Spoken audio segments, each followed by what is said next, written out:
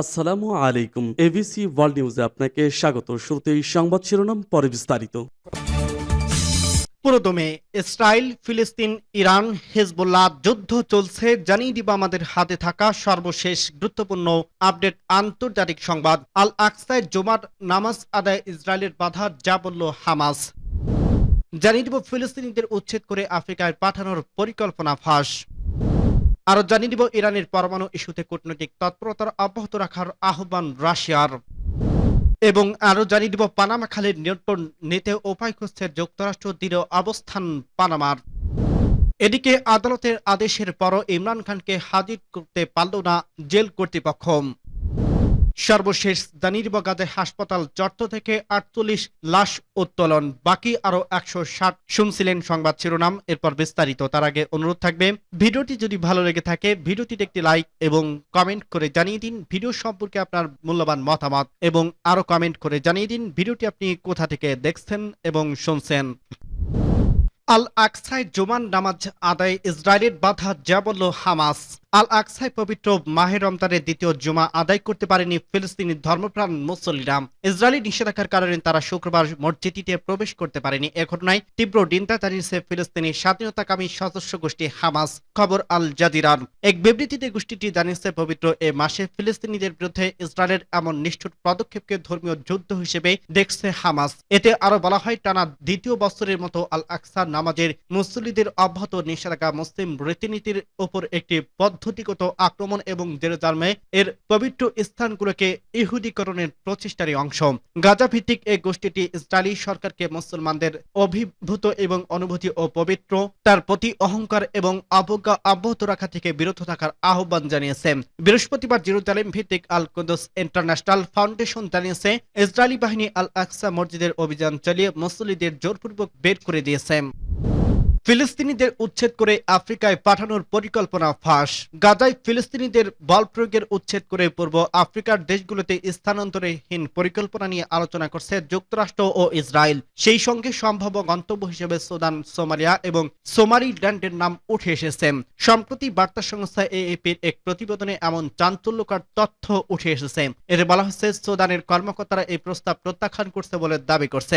তবে সোমালিয়া ও সোমালিল্যান্ডের কর্মকর্তারা জানায়, তাদের সঙ্গে এ বিষয়ে কোনো আনুষ্ঠানিক আলোচনা হয়নি। গোপনে কূটনৈতিক প্রচেষ্টার বিষয়ে কথা বলার শর্তে মার্কিন ও ইসরায়েলি কর্মকর্তারা নিশ্চিত করছেন যে সোমালিয়া ও সোমালিল্যান্ডের সঙ্গে আলোচনা হয়েছে। পাশাপাশি মার্কিন কর্মকর্তারা সুদানের সঙ্গে যোগাযোগের বিষয়টি নিশ্চিত করছে। তবে এই প্রচেষ্টার কতটা অগ্রগতি হয়েছে বা আলোচনা কোন পর্যায়ে রয়েছে তা স্পষ্ট নয়। এই তথ্য এমন এক সময় সামনে এলো যখন মার্কিন প্রেসিডেন্ট ডোনাল্ড ট্রাম্প গাজা দখল ও ফিলিস্তিনিদের জোরপূর্বক উচ্ছেদের প্রস্তাব নিয়ে তুমুল আলোচনা ও সমালোচনা হচ্ছে। ট্রাম্প এক মাস আগে এই প্রস্তাব দিয়েছিল, তবে এই প্রচেষ্টা কতটা অগ্রগতি হয়েছে বা আলোচনা কোন পর্যায়ে রয়েছে তা স্পষ্ট নয়। এই তথ্য এমন এক সময় সামনে এলো যখন মার্কিন প্রেসিডেন্ট ডোনাল্ড ট্রাম্পের গাজা দখল ও ফিলিস্তিনিদের জোরপূর্বক উচ্ছেদের প্রস্তাব নিয়ে তুমুল আলোচনা ও সমালোচনা হচ্ছে। ট্রাম্প এক মাস আগে এই প্রস্তাব দিয়েছিলেন, তবে মধ্যপ্রাচ্যের দেশগুলো তার এই পরিকল্পনাকে জাতিগত নির্মূল বলে আখ্যা দিয়ে প্রত্যাখ্যান করছিলেন। মার্কিন কর্মকর্তারা জানিয়েছে, ইসরায়েল মূলত এই আলোচনার নেতৃত্ব দিচ্ছে এবং ট্রাম্প ও ইসরায়েলি প্রধানমন্ত্রী নেতানিয়াহুর মধ্যে আলোচনার কয়েকদিন পরে পূর্ব আফ্রিকার দেশগুলোর সঙ্গে যোগাযোগ শুরু হয়। ইসরায়েলি অর্থমন্ত্রী বেজালেল স্টোরিস সম্প্রতি বলছে, তারা ফিলিস্তিনিদের জন্য বিকল্প আশ্রয় খুঁজছে এবং ইসরায়েলি প্রতিরক্ষা মন্ত্রণালয়ের অধীনে একটি বিশাল অভিবাসন বিভাগ খোলার পরিকল্পনা করছে। এদিকে ফিলিস্তিনিদের জোরপূর্বক উচ্ছেদকে রেডলাইন বলে অভিহিত করছে দোহা ইনস্টিটিউট ফর গ্র্যাজুয়েট স্টাডিজের সহযোগী অধ্যাপক তামির কারমৌদ। তিনি আল জাজিরাকে বলেন, বিশ্বের সব সরকারের উচিত এই অমানবিক পরিকল্পনার বিরুদ্ধে রুখে দাঁড়ানো এবং ইসরায়েলের সঙ্গে এ বিষয়ে কোনো ধরনের সহযোগিতায় না যাওয়া। বিশেষ করে আফ্রিকার দেশগুলো যেগুলো ওই ঔপনিবেশিক শাসনের ষড়যন্ত্র ও ধ্বংসযজ্ঞ থেকে বেরিয়ে আসতে লড়াই করছে।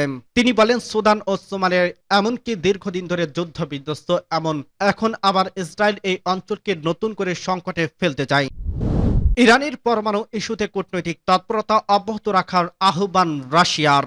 ইরানের পরমাণু কর্মসূচি নিয়ে কূটনৈতিক তৎপরতা চালিয়ে যাওয়ার আহ্বান জানিয়েছে রাশিয়া। পরমাণু ইস্যুতে বেইজিং, রাশিয়া, ইরান ও চীনের কূটনৈতিকদের মধ্যে আলোচনা চলছে। এরই মধ্যে শুক্রবার ক্রেমলিন এ আহ্বান জানায়। ইরানের পরমাণু ইস্যুতে মার্কিন নিষেধাজ্ঞাকে অবৈধ উল্লেখ করে এর তীব্র নিন্দা জানান ক্রেমলিনের মুখপাত্র দিমিত্রি পেসকভ। তিনি সাংবাদিকদের বলেন, এই সমস্যা সমাধানের জন্য আরো কূটনৈতিক প্রচেষ্টা চালিয়ে যাওয়া প্রয়োজন। এর আগে ইরানের সর্বোচ্চ ধর্মীয় নেতা আয়াতুল্লাহ আলী খামেনি বলছে, মার্কিন প্রেসিডেন্ট ডোনাল্ড ট্রাম্পে ইরানের সাথে আলোচনার আহ্বান বিশ্ব জনমতকে প্রতারিত করার প্রচেষ্টা হিসেবে আখ্যায়িত করছে।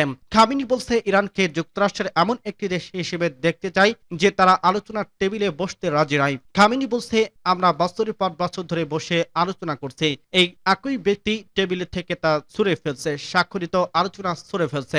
সূত্র আল জাজিরা। পানামা খালের নিয়ন্ত্রণ নিয়ে উপায় খুঁজছে যুক্তরাষ্ট্র, দৃঢ় অবস্থানে পানামা। পানামা সরকার বলছে, দেশের সার্বভৌমত্ব ও পানামা খালের সুরক্ষায় তারা দৃঢ় অবস্থানে থাকবে। কৌশলগত ও পানিপথের নিয়ন্ত্রণ নিয়ে মার্কিন প্রেসিডেন্ট ডোনাল্ড ট্রাম্পের বিভিন্ন উপায় খুঁজছেন বলে খবর প্রকাশের পর গতকাল বৃহস্পতিবার পানামা সরকার একথা বলছে। দুই মার্কিন কর্মকর্তার বলতে এবিসি নিউজের এক প্রতিবেদনে বলা হয়, পানামাতে মার্কিন সেনাদের উপস্থিতি বাড়াতে উপায় খোঁজার জন্য যুক্তরাষ্ট্রের সেনাবাহিনীকে নির্দেশ দিয়েছে হোয়াইট হাউস। যুক্তরাষ্ট্র ও পানামার মধ্যে নিরাপত্তা সহযোগিতার জোরদার থেকে শুরু করে দখল করা পর্যন্ত বিভিন্ন উপায়গুলোর পর্যালোচনা করতে বলা হয়েছে। এ ব্যাপারে হোয়াইট হাউস ও পেন্টাগনের বক্তব্য জানার চেষ্টা করছিল এএপি, তবে তাৎক্ষণিক সাড়া পাওয়া যায়নি। পানামার পররাষ্ট্রমন্ত্রী হাভিয়ার মার্টিনেজ আতা সাংবাদিকদের বলেন, এসব বিবৃতির প্রতি শ্রদ্ধা রেখে শুধু বলতে চাই, নিজেদের ভূখণ্ড খাল সার্বভৌমত্বের সুরক্ষায় পানামা দৃঢ় অবস্থান বজায় রেখেছে। হাভিয়ার মার্টিনেজ আতা আরো বলেন, পরিষ্কার করে বলছে, এই খাল পানামার মানুষের এবং তা তাদেরই থাকবে।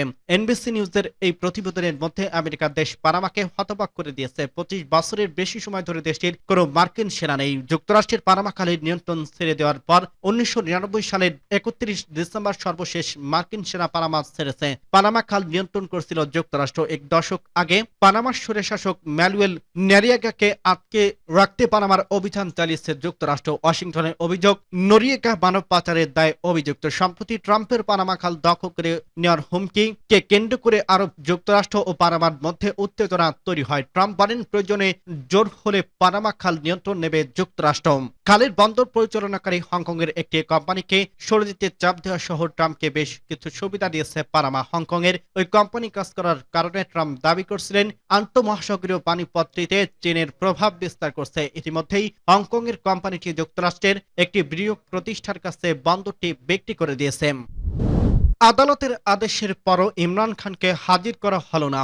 শুক্রবার দুপুর 2টার মধ্যে ভিডিও কলে বা বেলা 3টার মধ্যে সশরীরে সাবেক প্রধানমন্ত্রী ও পাকিস্তান তেহরিক এ ইনসাফের প্রতিষ্ঠাতা ইমরান খানকে হাজির করার আদেশ দিয়েছিল ইসলামাবাদ হাইকোর্ট। তবেই কারা কর্তৃপক্ষ তাকে হাজির করতে ব্যর্থ হয়েছে। জিও নিউজের প্রতিবেদনে বলছে, আইনজীবী মশাল ইউসুফ জাই ইমরান খানের সঙ্গে কারাগারে সাক্ষাৎ করছেন, চাইলে তাকে অনুমতি দেওয়া হয়নি। এরপর তিনি আদালতের পিটিশন করেন। তার পরিপ্রেক্ষিতে ইসলামাবাদ হাইকোর্ট ইমরান খানকে আদালতে সরাসরি অথবা ভিডিও কলে হাজির করার নির্দেশ দেন। সময়সীমা অতিক্রম হয়ে যাওয়ার পর ইসলামাবাদের হাইকোর্টের জেনারেল বলছে, নিরাপত্তা ঝুঁকির কারণে সরাসরি তাকে হাজির করা সম্ভব হয়নি। সেই সঙ্গে ভিডিও করে তাকে যুক্ত করা সহজ ছিল না। এবার আদিওলা জেল সুপার ইসলামাবাদের এজিকে এ ব্যর্থতার কারণ ব্যাখ্যা করে হলফনামা পেশ করার আদেশ দিয়েছে আদালত। গাজায় হাসপাতাল চত্বর থেকে 48 লাশ উত্তোলন, বাকি আরো 160। গাজায় বেসামরিক প্রতিরক্ষা সংস্থা জানিয়েছে, তাদের কর্মীরা বৃহস্পতিবার আল শিফা হাসপাতাল চত্বর থেকে 48টি লাশ উত্তোলন করছে। এ সময় গাজার বৃহত্তম চিকিৎসা প্রতিষ্ঠান হিসেবে পরিচিত ওই হাসপাতালে বর্তমান যুদ্ধে ইসরায়েলি একাধিক হামলার ফলে ধ্বংসস্তূপে পরিণত হয়েছে। সংস্থাটি এর আগে একই ধরনের কার্যক্রম পরিচালনা করছে, যাতে লাশগুলো শনাক্ত করে তাদের পরিবারের কাছে ফিরিয়ে দেওয়া যায়, অথচ তা সম্ভব না হলে যথাযথভাবে অন্যত্র দাফন করা যায়। সংস্থার মুখপাত্র মাহমুদ বাসাল এএপিকে বলে, পরিবারের সদস্যদের মধ্যে শনাক্ত হওয়ার পর 38টি মরদেহ হস্তান্তর করা হয়েছে, যা পরে অন্য কবরস্থানে পুনরায় দাফন করা হবে। অন্য 10টি লাশ শনাক্ত করার জন্য সেগুলোর স্বাস্থ্য মন্ত্রণালয় ফরেনসিক বিভাগে হস্তান্তর করা হয়েছে। বানসাল আরো জানান, হাসপাতালে কমপ্লেক্সের ভেতরে আরো প্রায় 160টি লাশ রয়ে গেছে এবং উত্তোলন প্রক্রিয়া আরো কয়েকদিন ধরে চলবে। এএপির ধারণা করা ফুটেজে দেখা গেছে, উদ্ধারকর্মীরা হাসপাতালের চত্বরে বিভিন্ন অংশ খুঁড়ছে এবং সাদা ব্যাগে রাখা মানুষের মরদেহ ও দেহ অবশেষ বের করছে, যা